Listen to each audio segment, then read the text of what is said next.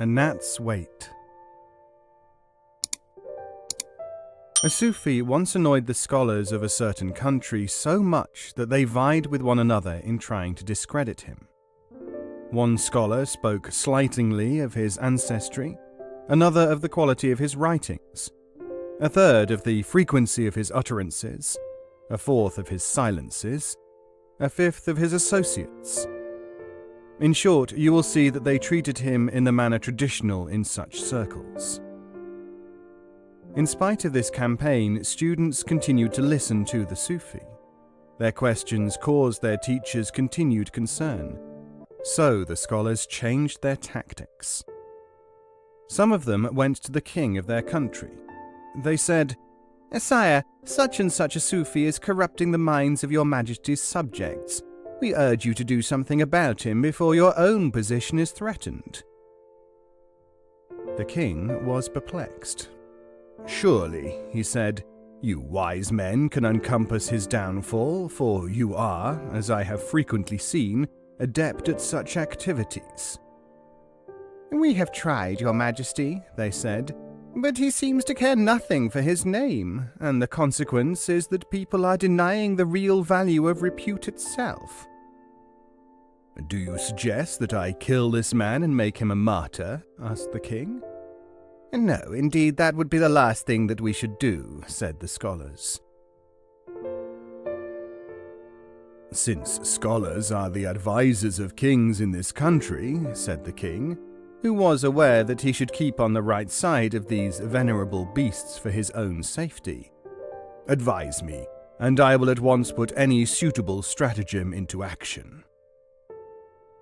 "What must be done is to demonstrate the foolishness of the man, so that people will not want to copy him," said the most cunning of the scholars. "How can I do that?" said the king. "Challenge him with an impossible task," said the scholar. He provided a suggestion to verify the Sufi claim to transcend ordinary limitations. And so it was that the Sufi, passing the palace one day, heard a herald announce, "His Majesty has been pleased to declare that he is prepared to adopt the ways of the Sufi, providing that any Sufi can endure physical hardships that no scholar would accept." The Sufi presented himself to the king, who said, "Sufi, a gnat's weight of demonstration is worth an elephant load of reputation. Will you take my test?" "I will," said the Sufi. "It is midwinter," said the king, "and the nights in the open are unbearably freezing. I propose to leave you, without any clothes or covering, on the roof of the citadel for a whole night. If you are alive in the morning, and not even frostbitten, I will accept that you have abilities which scholars lack." The Sufi accepted the challenge without hesitation. In the morning, an immense crowd had collected to see whether the Sufi had survived. As dawn broke, they saw that he was not only alive, but covered with sweat, rolling a huge boulder, which he had dislodged from the battlements, from one end of the flat roof to another. As the Sufi was brought down by the guards, the people cheered him to the echo. "I have created a hero, and you have made me look a fool, you marvelous scholars," screamed the king to his advisers. "If I had left him alone, there would have been at least a possibility that his ways would not have undermined my throne. Now it looks as if I will have to carry out a sustained campaign to show the people that I am, after all, intelligent or worthwhile, or something."